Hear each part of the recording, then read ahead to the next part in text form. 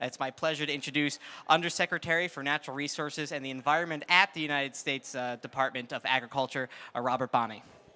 Thank you very much. Good to be with you all today. So, my name again is Robert Bonnie. I'm the Undersecretary for Natural Resources and Environment, the U.S. Department of Agriculture. There I work with two agencies, primarily the U.S. Forest Service, which manages about 193 million acres in the U.S., and an agency called the Natural Resources Conservation Service. I also spend a lot of time on climate change, working with that guy right over here that you'll hear with in a few minutes, Bill Hohenstein. So I think we all know the vital role that agriculture and forestry plays in climate change broadly. Globally, of course, forest deforestation and agriculture are a very large source of greenhouse gas emissions. And domestically in the U.S., they're an important contributor as well. Agriculture accounts for about 9% of U.S. greenhouse gas emissions. But our forest sector in the U.S. is a net sink of about 15% of our greenhouse gas emissions. So for every 100 tons that goes up, 15 tons come back down in our forestry sector. So this is a critically important sector to us at USDA, and what we're going to talk about today is the things we're doing to enhance the sink on the forestry side and to reduce the emissions profile on the agricultural side. Both the emissions and the sequestration side create not just challenges, but actually enormous opportunities to do right by the climate and opportunities to do right by landowners, agriculture, forestry, and others in the U.S. And I should say that most of the land in the United States is actually owned by private individuals. So a lot of the work we do on agriculture and forestry is with sometimes family owners, to a much smaller degree, industrial owners, corporate owners. But the things we do have to work not only for the climate, they have to work for agriculture, they have to work for forestry, and they have to work for those individuals that manage land through their daily lives. So in the run-up to Paris, USDA began doing a lot of work around thinking about how we could enhance the work that we're already doing on greenhouse gases. Climate change, since the Obama administration came in, climate change has been a really important thrust for Secretary of Agriculture Tom Vilsack. We had done a lot of work during the first term of the Obama administration, and it re-upped in 2012 doing additional work. And as we got close to Paris, we began to think about what are the ways we can enhance the work we're doing so that we can enhance the sink, the forest sink, but also to work with agriculture to reduce greenhouse gas emissions and also to store carbon in the soil. And so what we came up with was something called the building blocks for climate-smart agriculture and forestry. And the building blocks we announced in the spring of 2015, and it utilizes existing programs at the Department of Agriculture, both on the agriculture and forestry side as well as the energy side. It uses voluntary tools. It uses incentives to work with agriculture and forestry. We want a high level of accountability, so we want to do a lot of work to measure our impact and to be able to document over time emissions reductions. And it's very important that we work in partnership with agriculture and with forestry and with businesses in the supply chain that utilize agricultural and forestry products. Importantly, because it's voluntary, because it's incentive-based, it's important that it be practical and that it actually create benefits for agriculture and forestry. This is really important. We think that by doing good work on climate change, that this will be to the benefit of agriculture's bottom line and to forestry's bottom line. And I think that's the good news in all this. And let me give you some examples. So a lot of our work on the agricultural side, for example, will be around soil health. If we manage soils using cover crops, using conservation tillage, we can store more carbon in the soil profile. At the same time, those soils will be more productive, so we can actually increase yields for agriculture, thereby benefiting the bottom line of our producers. Or with methane emissions, by incentivizing the use of dairy digesters, for example, to capture methane emissions and turn them into energy. We think there's a potential source of new capital for agriculture that'd be to the benefit, again, of the climate and of agriculture. On the forestry side, we need to increase the amount of work we do through forest restoration to make our forests more resilient, to prevent catastrophic wildfire and the emissions associated with that. And we need to encourage the use of wood and wood products. And so again, there are opportunities here for both agriculture and forestry. So in putting together our building blocks, we put together 10 teams in 10 specific areas, and Bill will put more definition around this. And for each of those different teams, whether it be on the forestry side or the agriculture side or the energy side, we took specific targets and then developed implementation plans. Since the announcement, we've put additional resources into our work. I mentioned the Natural Resources Conservation Service, one of the agencies I work with. Every year, that agency spends about $4.5 billion working with private landowners across the U.S. to promote conservation and good conservation practices. On the climate side, annually, we're investing about $300 million in good climate practices, again, whether it's no-till farming or improved forest management practices. And as part of this effort, earlier this year, we announced an additional $72 million on top of the $300 million that we're putting into climate-smart agriculture and forestry. We also have rural business programs at USDA. We've invested about $12.5 million this year to promote methane digesters through both grants and loans, working with the livestock industry. We've also made investments in utilization of wood products through our $3 million tall wood building competition and other efforts to promote the use of sustainable forest management. So today what we want to do is we want to highlight our efforts related to this building blocks effort. Bill is going to come up and get into a bit more detail on the building blocks, and then we've got 3 of our colleagues from USDA back home that if technology serves us appropriately, you all will be able to see up on the screen, fingers crossed. And then Emily Wimberger from California is going to talk about some of the efforts going on there. So with that, let me turn it over to Bill.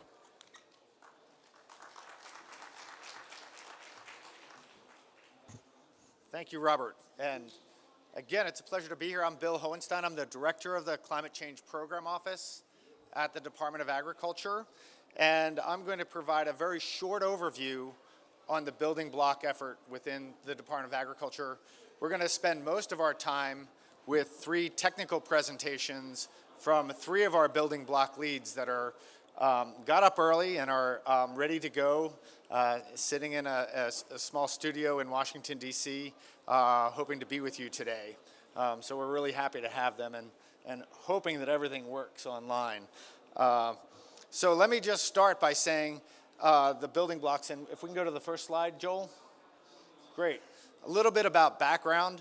This building block effort fits in broadly into the President's Paris commitment, our nationally determined contribution to reduce greenhouse gas emissions by 26 to 28% below 2005 levels by 2025. USDA is one of the few departments that can both reduce emissions and increase carbon sequestration and promote renewable energy. So there's a lot of authorities we have, a lot of programs we have that can target greenhouse gases within rural America. And what's nice about this initiative is that it builds on our broader platform for what we call cooperative conservation. The Secretary was really the driving force behind this. He went to each of our agencies and said, what can we do to help the President meet our commitments and our obligations? And so we went back through all of our rural electric authorities, our rural program authorities, our conservation authorities, our forestry authorities, and we identified where we had both programs and resources where we could target greenhouse gas reductions and specific practices and technologies that we could promote. And so if you think about the 10 building blocks, each one is a combination of a set of practices and technologies associated with specific program authorities we have to work with farmers, ranchers, forest landowners, and rural communities on greenhouse gas reductions. So next slide. So just a little bit about the principles that we apply here, and this works again within our broader philosophy for cooperative conservation. These programs are voluntary and incentive-based, but that doesn't mean that they're weak. In fact, we have a long history of working with farmers on technical assistance and capacity building and providing financial assistance as well to help farmers and ranchers employ practices that have conservation benefits. We're focused on the needs of farmers and ranchers here, so we're focused on the multiple benefits of these practices. Not only do they have environmental benefits in terms of methane and nitrous oxide reductions or carbon sequestration, they also have water quality benefits, and finally, they make sense to the farmers. They affect the farmer's bottom line. So we're talking about things that can improve fertilizer use efficiency and reduce fertilizer expenditures, improve manure management, and help the farmer, serve as a model for their communities. We want to work with the farmers on the technologies and practices that are important to them. What's a little bit different about this effort is the amount of emphasis we're putting on assessing progress and measuring success. And here, as part of our Paris commitment, we know we need to be able to demonstrate that these benefits are real, that they are durable, and they're standing up over time. And so we're putting in place an effort we're calling the Conservation Indicators Project, where we're going to be tracking the progress at the program level and at the national level for these technologies and practices and incorporating them into the reporting that we're doing to the UN. And finally, this is a big challenge. We're talking about changing the landscape and how farming is done in the US when it comes to tillage practices and nutrient management systems and how we manage manure and livestock operations. We're not going to be able to do it alone. We know we need partnerships. We're reaching out to the private sector. We're reaching out to farm groups and farm organizations. And we're working with groups, and we're really happy to have the state of California here today. They're doing some really innovative things in the state that are very much aligned with the efforts that we're trying to implement within USDA. So next slide. So Robert mentioned there were 10 of these building blocks, and let me go through them very quickly because we obviously don't have time to go through all of them in our hour. But they do cover agriculture, grazing lands, livestock operations,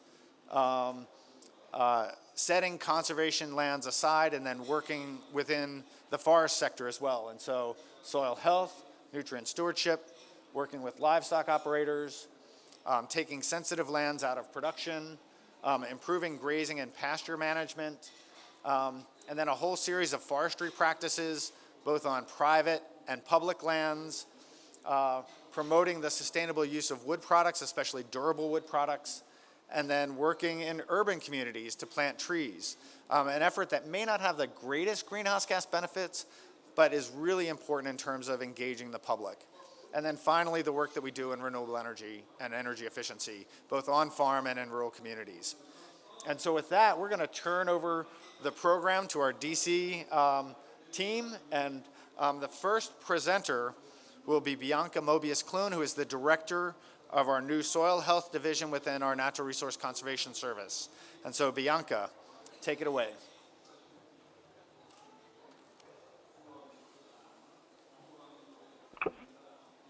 Thank you very much, Bill, and thank you very much for including me in this event. It's great to be here with everybody today.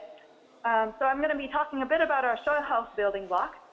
And first, I want to take a brief moment to define soil health as the continued capacity of our soil to function as a vital living ecosystem that sustains plants, animals, and humans. And that is a really critical part. We need our soils to continue to function. They are at the basis of everything, and we continue to learn just how much, not just the chemical and physical aspects, but the biological aspects of the soil really drive that functioning.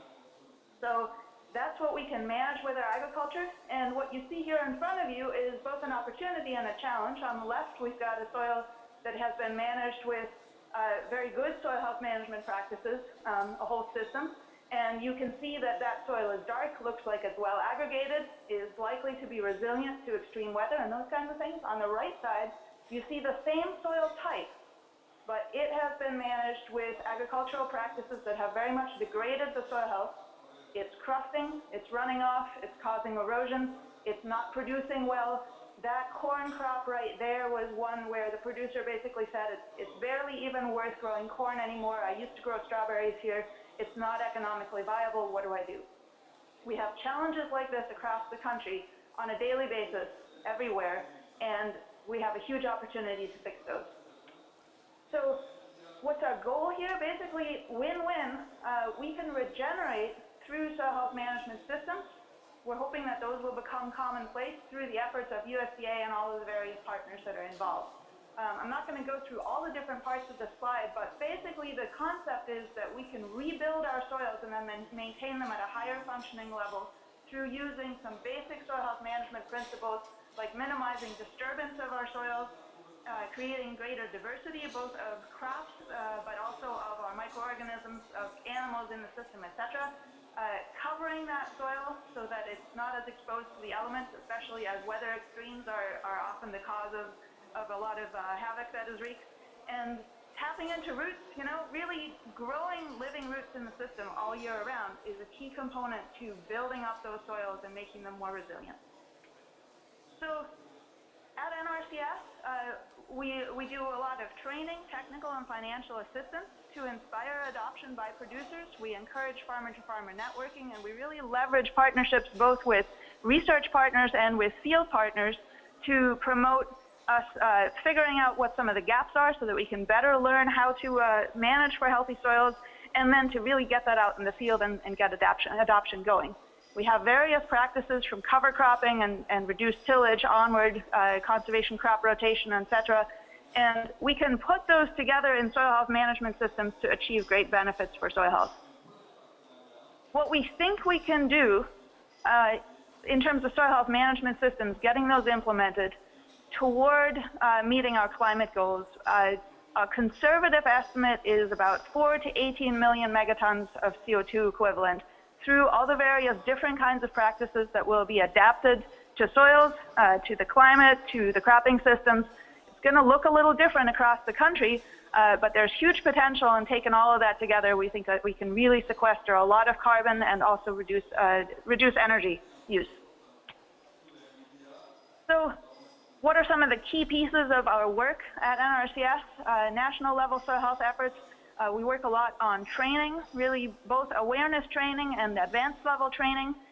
We are working on soil health assessments, on using those towards soil health management planning as a key component to our conservation planning efforts. And then, of course, the ultimate goal, soil health management systems implementation, and continuing to improve what we're doing over time. Key to that is leveraging partners. We can't do it on our own. As was already mentioned multiple times, we're really reaching out to those private and public partners. We need to ensure the scientific basis of what we're doing, evaluate the economics, and quantify the benefits, as has already been mentioned. In terms of our training efforts, we are developing training materials. We really are looking for stakeholder feedback and input on that. We are both working on awareness level training, multimedia marketing and outreach that really is driving adoption and is driving interest by the public, but also that advanced training that really gets producers and their service providers to go to the next level, including some certification options that we're exploring right now. In terms of soil health assessments, there's an increasing number of assessments that have been developed over the decades.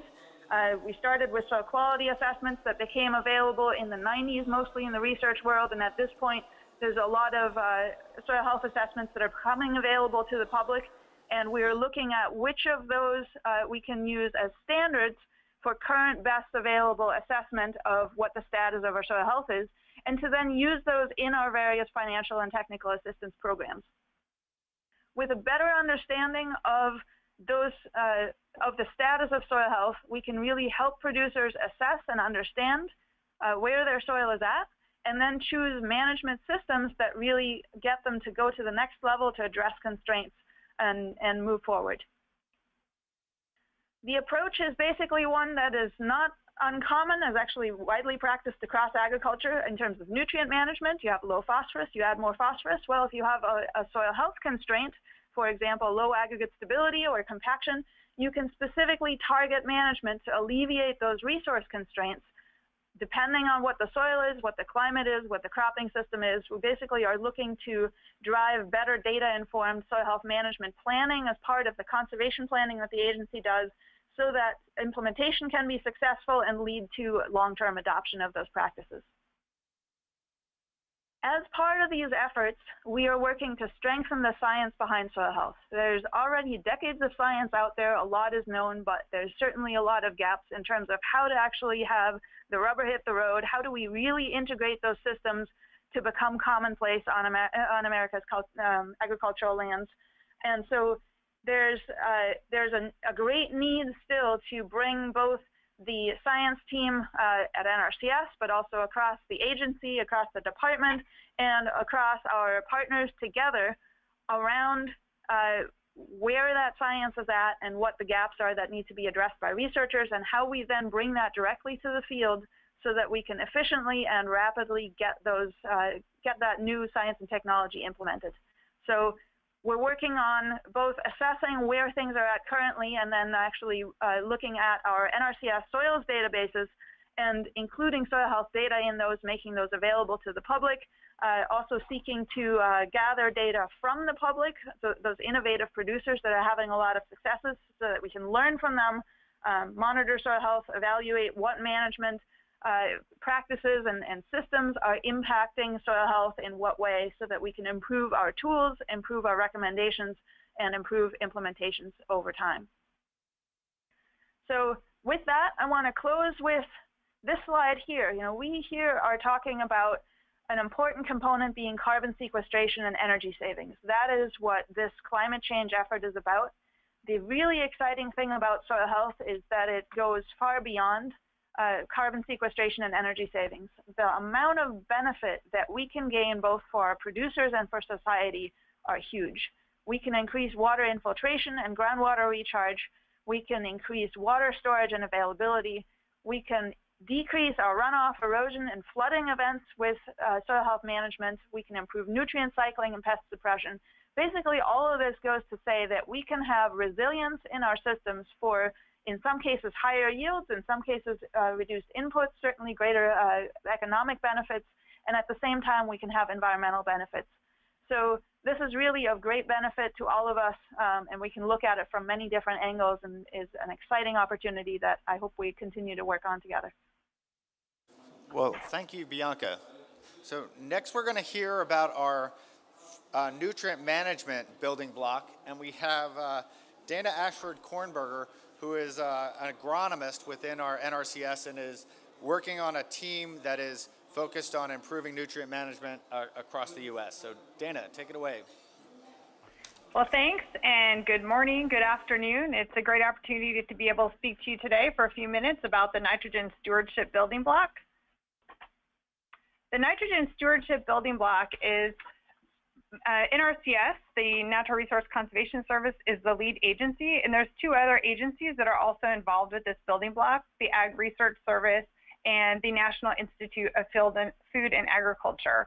And the goal of this building block is to reduce nitrous oxide emissions by 7 million metric tons of CO2 equivalent by 2025. And in order to do this, we want to enroll and or maintain 64 million cropland and pastureland acres under nutrient management plans that are designed to mitigate nitrous oxide emissions. And not only enrolling and maintaining those acres, but we want at least 75% of those acres to be maintained for the long term under an enhanced nutrient management plan. There's a lot of challenges when you start talking about nitrogen management on cropland and pasture land. There's factors such as weather and soil health, which weather, we obviously haven't figured out a way to control that and manipulate losses due to weather. And soil health, as Bianca just spoke about, can be a challenge as far as building it over time, and it can take some time to really impact those changes and improve organic matter and nutrient cycling in the soil. But one of the ways that we can really impact nitrous oxide emissions from cropland and pastureland is by adjusting nitrogen application, by using the 4 R's, the time, the place, the rate, and the source, and looking at those as an opportunity to reduce losses.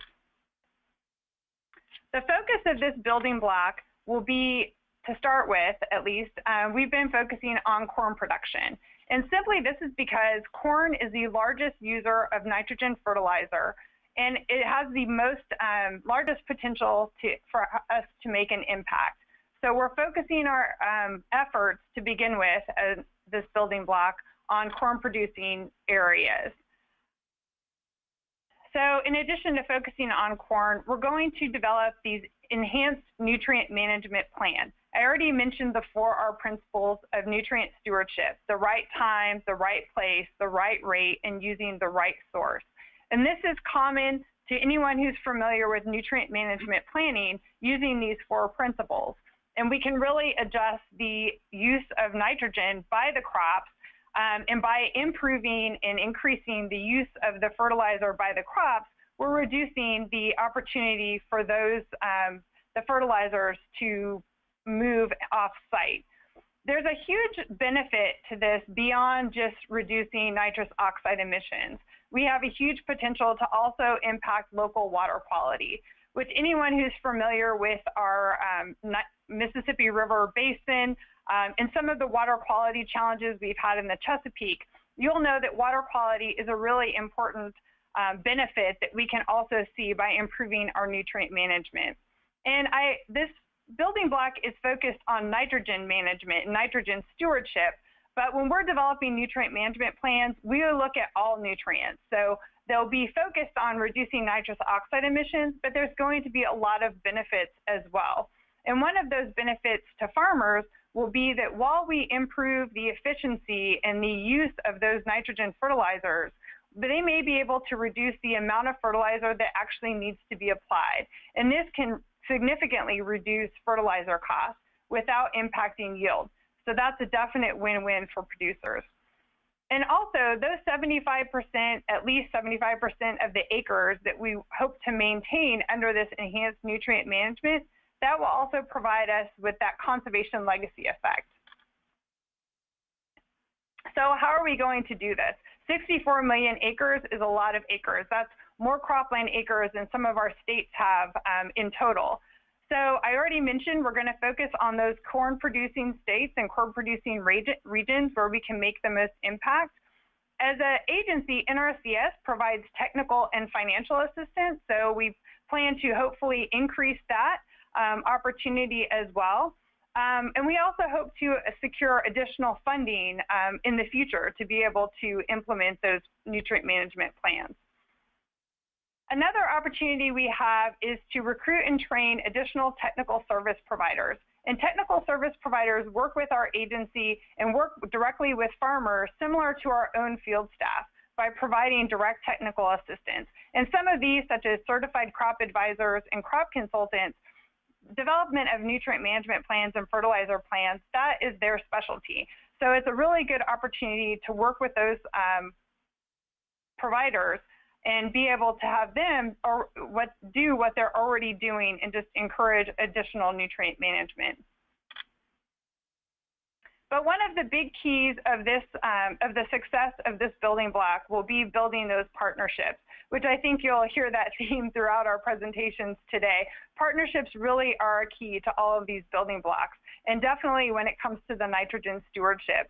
Even with Nrcs field staff and our technical service providers, we would not be able to do the 4.5 million acres of nutrient management planning per year that will be required to meet those 64 million acres. So we need to continue to develop partnerships. We've been working with the Fertilizer Institute, ag industry, retailers, and conservation groups to build partnerships to be able to increase the capacity of development of these nutrient management plans to help reduce emissions. One of the challenges that we're currently working on is data collection, trying to account for and show our progress on these nutrient management plans that are being implemented. So that's one of the things that we are working on now, and we've had great success working with our partners, and we look forward to that in the future. Thank you. Sure, thank you, Dana. Finally, we're going to have Fred Peacock, who is an energy specialist within our Rural Development Mission Area. And Fred is going to talk about the work that we're doing to develop renewable energies through the use of anaerobic digesters within the dairy and hog sector. So Fred, take it away. Thank you, Bill, and I'd like to thank my colleague at Nrcs, Dr. Glenn Carpenter, who largely put this presentation together. We're going to talk about livestock partnerships. Livestock partnership goal is very laudable. We would like to install at least 500 anaerobic digesters.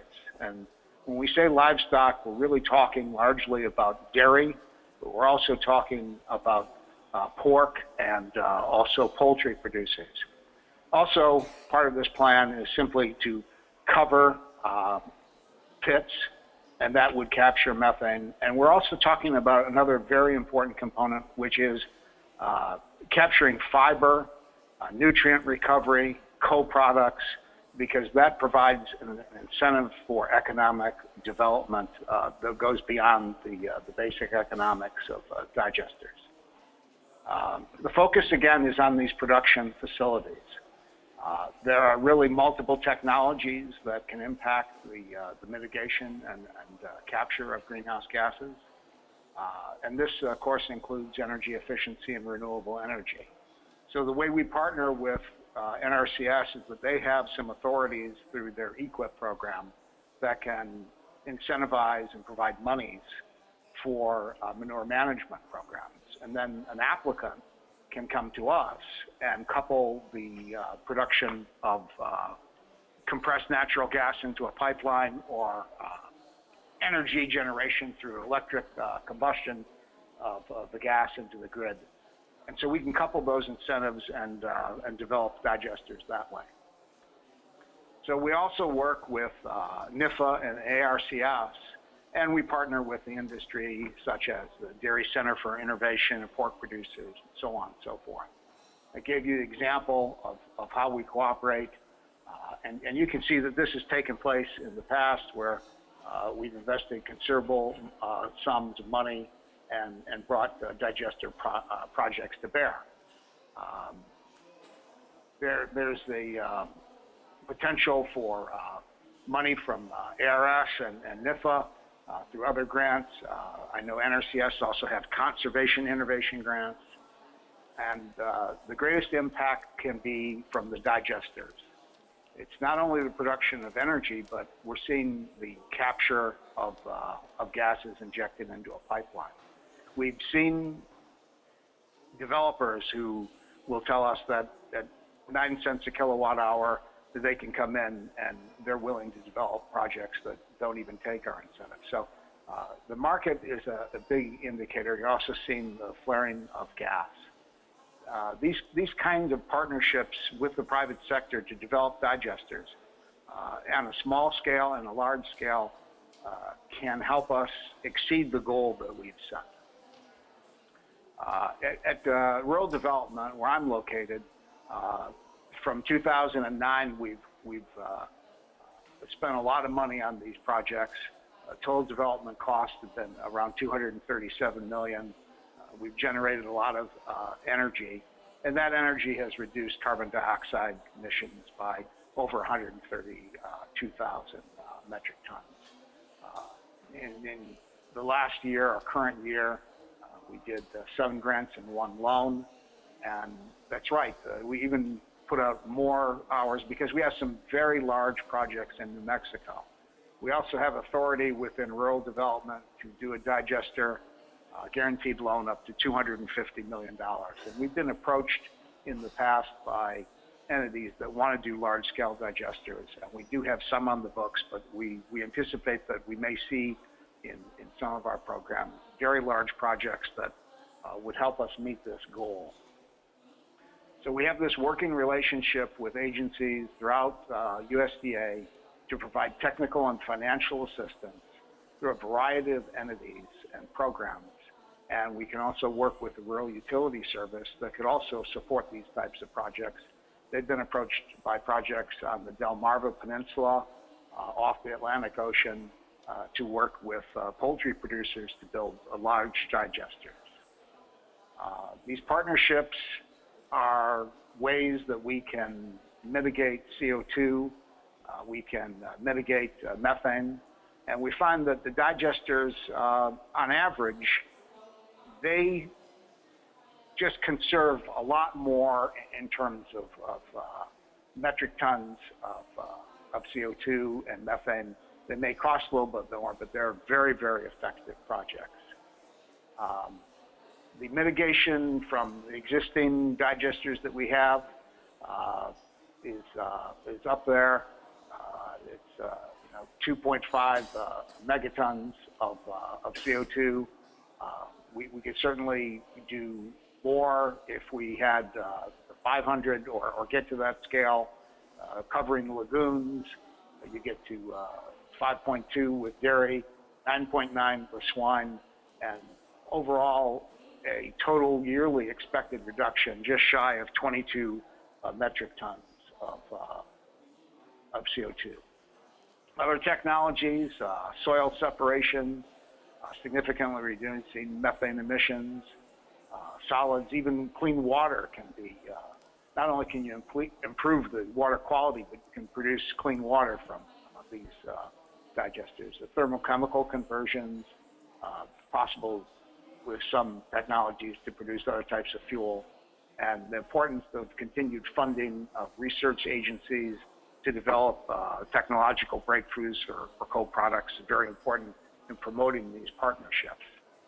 So the answer is, I think that we can achieve the aggressive goals that we've set by 2025, in part by working with producers that can lease digesters and develop small-scale digesters, by promoting digesters with other agencies, and also by working with large producers who have the ability to put together projects that are equivalent of 10 or 25 small-scale digesters. Thank you. So thanks, guys. Really appreciate you all getting up early and joining us. Just a few words about what we're trying to accomplish in aggregate. You heard some of the numbers from each of the building block leads. In aggregate, we expect to either reduce, sequester, or offset 120 million tons of CO2 equivalents by 2025. And that is roughly 2% of the 26 to 28% emission reductions that are needed to meet our Paris commitment. So it's a big deal. And we're putting not just our technical resources and our financial resources where our mouth is, we're also making sure we're keeping track over time. You can go to the USDA website, and it's just usda.gov, and link to climate solutions. And there you can find the one-year progress report where we show all of the efforts we've made in year 1 of this effort, our goals for year 3, year 5, and year 10. So not only are we doing these actions, but we're keeping track of where we are and where we need to be in order to be on target to meet our reduction commitments. So now we're going to turn to the state of California. We have Emily Wimberger here, who is the chief economist from CARB, the California Air Resources Board. And she's going to talk about some of the innovative work that's going on within the state of California when it comes to linking emission reductions with the agriculture sector. Thank you, Emily. Thank you very much. And I'd like to thank USDA for having us here today. We've had a lot of really good partnerships with USDA, and I think that sort of is the theme of the day, partnerships and how we can think about expanding the actions that we're taking not only in California, but how that works together with what's happening in other states, subnational jurisdictions, at the federal level, and then beyond. So I do work for the California Air Resources Board, but I do need to tip my hat to our sister agency, the California Department of Food and Agriculture. They've really taken the lead on a lot of this work, and also they helped me with the slides. So thank you very much. But it is in the spirit of collaboration that we're working on these issues related to agriculture and climate change, which for California is a pretty new concept and something that we're really excited about. Next slide. Oh, can I do? Oh, perfect. Okay. So why California? Why do we care about California? We are a state within the United States. We also represent the 6th largest global economy. We have very large food production in California. In 2015, our farm production topped $47 billion. That is the largest in the United States, and it also represents the fourth largest global producer of food. People like to think of California by thinking of Los Angeles and San Francisco, but between those two cities, we have a large, vibrant rural community with lots of agricultural land. We have over 75,000 farms that cover over 25 million acres of land in California. We also have pretty ambitious targets when it comes to climate change. So in 2016, our Governor Jerry Brown, and the legislature codified a law that gives us a 2030 Ghg reduction target. We need to reduce our greenhouse gas emissions 40% below 1990 levels by 2030. This is coming off of our 2020 target, which is to achieve 1990 levels by 2020. So this is a pretty ambitious target for us. Within this target, our governor has outlined specific climate goals.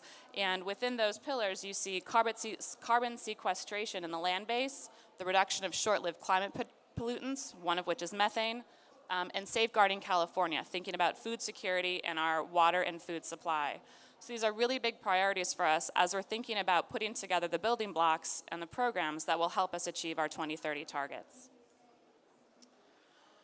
We're really excited about climate-smart ag practices in California. As I said, this is really a priority of our government in thinking about ways to address land use practices and to get carbon emission reductions where we haven't typically thought of them.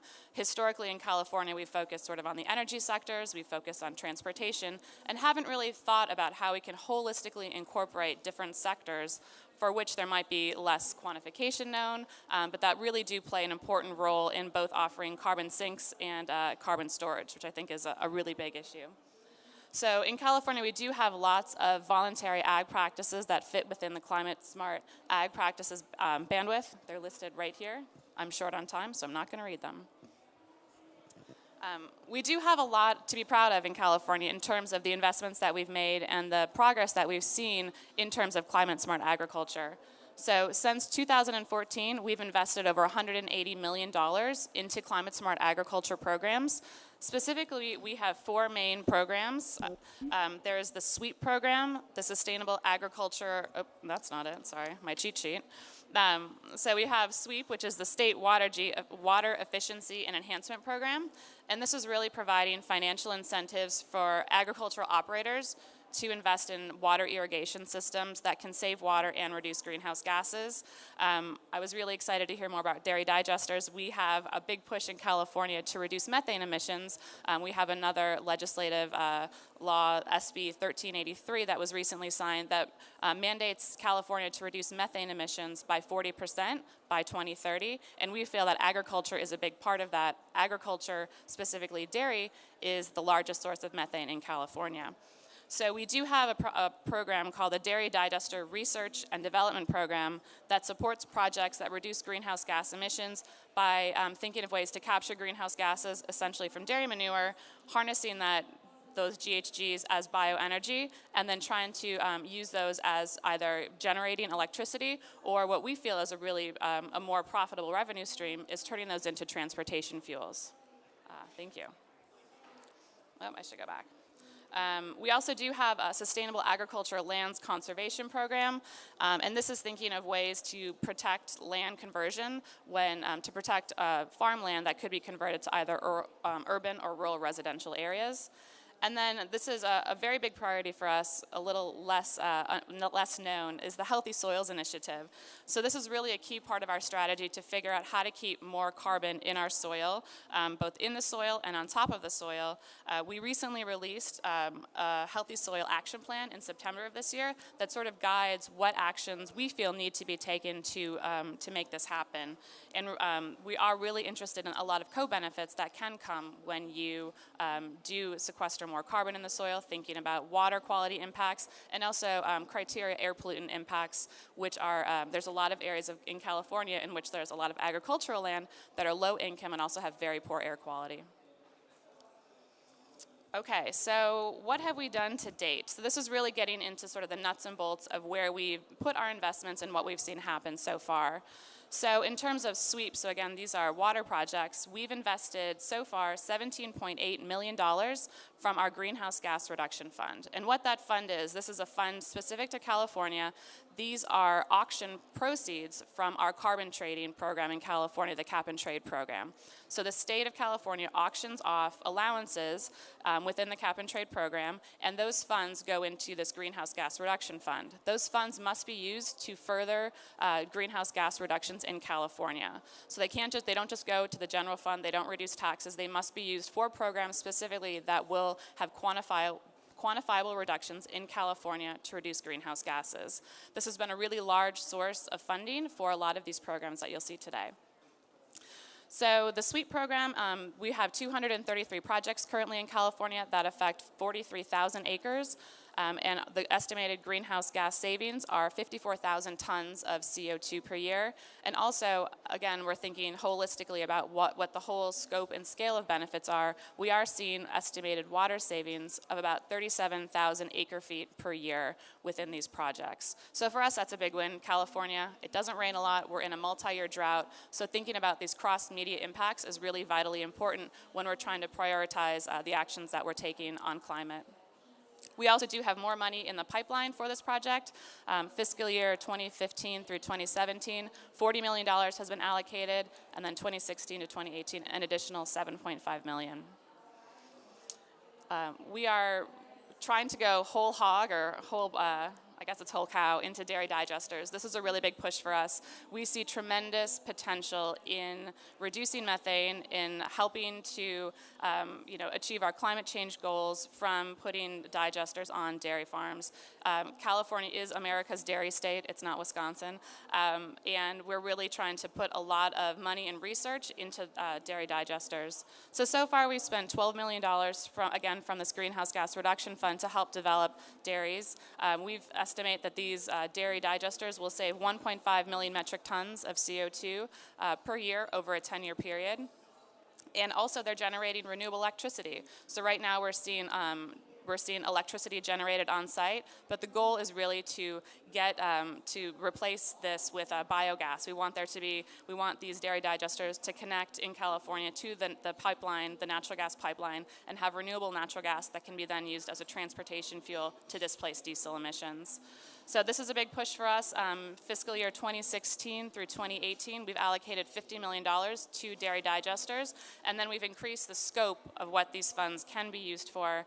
They also can be used to think about alternative manure management practices that were mentioned earlier, thinking about scrape, conversion to pasture land, things in that area. So in terms of our Sustainable Agricultural Lands Conservation Program, we have $40 million have been invested from our Greenhouse Gas Reduction Fund. That's protected nearly 20,000 acres of irreplaceable agricultural land in California. We estimate, and this is in foregone emissions, that there's 19 million metric tons of carbon CO2e are avoided over a 30-year period. And essentially, that is in displacing VMT from vehicles. Last but not least, our Healthy Soil Initiative, and as I said, we just released sort of our game plan for how to address healthy soils and think about incentives and the plans that we will need to help keep carbon in our soil. We have allocated $7.5 million to this effort, and really we're trying to right now think about ways we can quantify the co-benefits. There's a lot of co-benefits that come with healthy soil, as were outlined earlier. And we really want to make sure that we're prioritizing healthy soil based on all of these co-benefits. They answer a lot of our multimedia questions in California related to water and air quality, thinking about plant health and yield, and water retention. Those are huge issues for us. Thank you.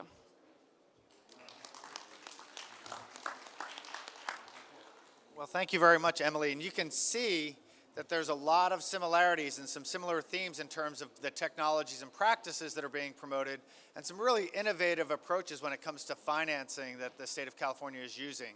So we now are going to turn things over to you. We'll have time for a few questions, and so I believe our moderator is going to help us out here. Yeah, so please just raise your hand if you have a question. I'll come over to you with the microphone. And please introduce. Hello, my name's Judy Searle from motherchannel.com television, it's an environmental channel, and Cape Town TV. And my question to you is about methane, but particularly because I'm concerned that the burning of methane, which is 27 times denser than carbon dioxide, just becomes 27 carbon dioxide molecules, and I'd love for you to find out, to tell me that that's not true. And the other question is similar, but it's in the microbes in the soil. I love your idea of creating more abundance of carbon sequestrated in the soil. But I was wondering if anybody has any idea of what potential there is of how much of the carbon dioxide could be taken out in such a way, because I know we've damaged the microbes a lot, but I'd like to know what we could do if we looked after them for a while. Sure. Well, the global warming potential of methane is tied to the attributes of the molecule itself. There's one atom of carbon in a molecule of methane. And so when you combust it, you're actually only creating one molecule of CO2, not 27. So that's important. So simply flaring methane actually reduces its greenhouse gas potency. Now, if you're able to capture the energy and offset another source of energy, you get even greater benefits. So there can be very significant benefits from both capturing and utilizing methane as a resource.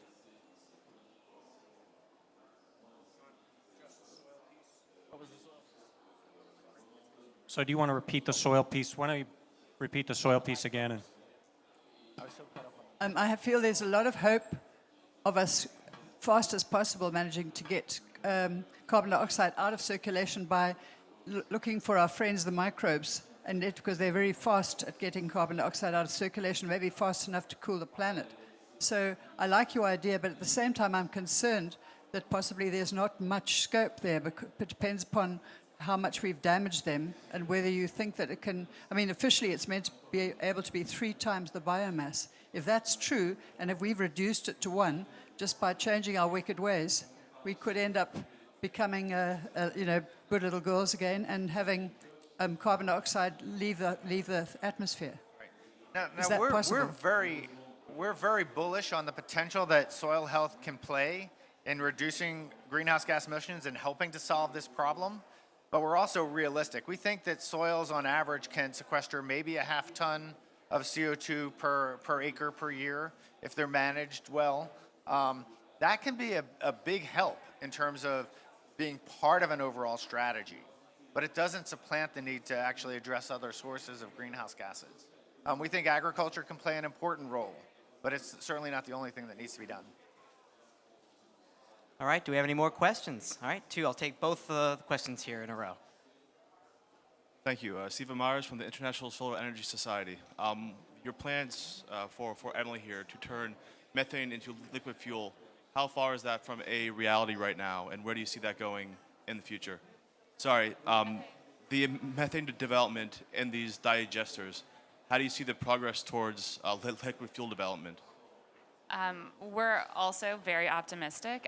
We're working on a plan right now that will address this. So we do have a law that puts these targets into law for us, so we have to achieve those targets. And how we're going to do that is we're putting together what we're calling the short-lived climate pollutant plan, and that talks about our strategy, potential strategy for achieving reductions in methane, the fluorinated gases, and also black carbon. The dairy piece is a really critical piece of our methane reduction, but it's not the only piece. We also talk about addressing methane from oil and gas emissions as well.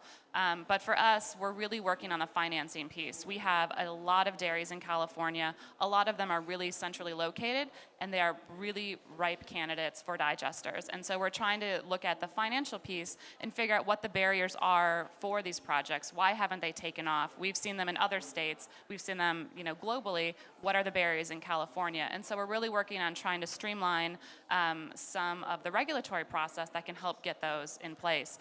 We do also have, in the area where these dairies are located, we have horrible air quality. So we're NOx non-attainment. So we basically can have no additional combustion at all in these areas. So that's why we're really focusing on trying to harness this gas and inject it into the pipeline where it can displace diesel throughout California and won't be combusted on site. So we're really optimistic. We're working with the dairy industry, both in the US and in California. We're working with the USDA to try to figure out where are all the different funding opportunities, what are the different funds that we need to leverage, where are the private-public partnerships that we can look for. But I think we're going to make this happen. We have really stringent goals, and we're very optimistic that there is an upside and potential revenue from the sale of this gas that can really make this very profitable in the long term for our dairy industry.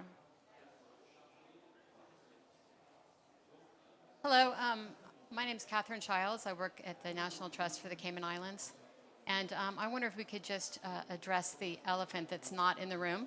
I understand California's made a commitment to maintain your trajectory as far as what you see happening in the future, but I wonder if the men that work for the federal government could give us an idea of what you expect to happen in the next 4 years.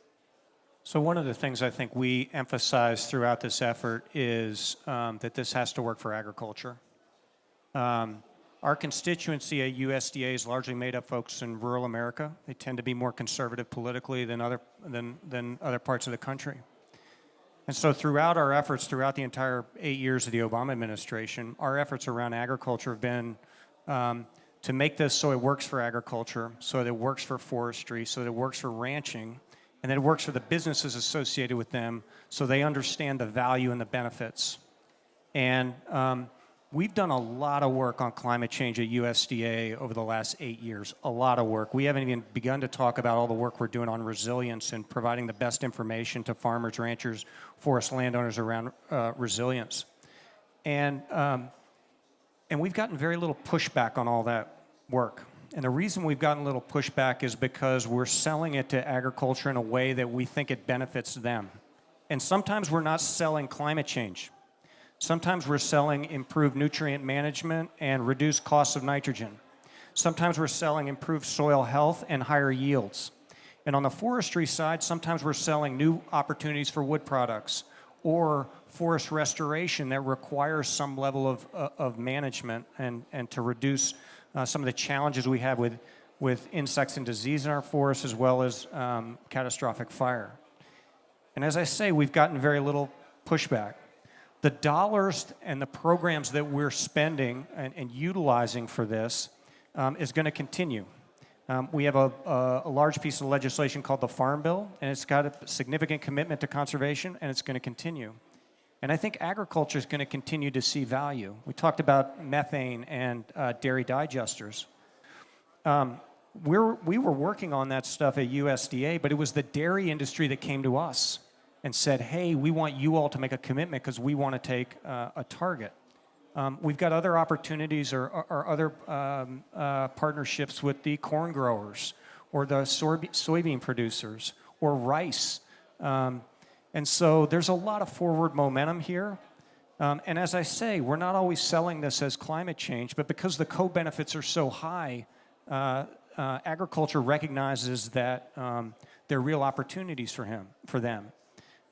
I think that's going to continue. I can't tell you exactly how and what shape or how some of the emphases may change, but the other thing that I think agriculture sees is that the weather's changing.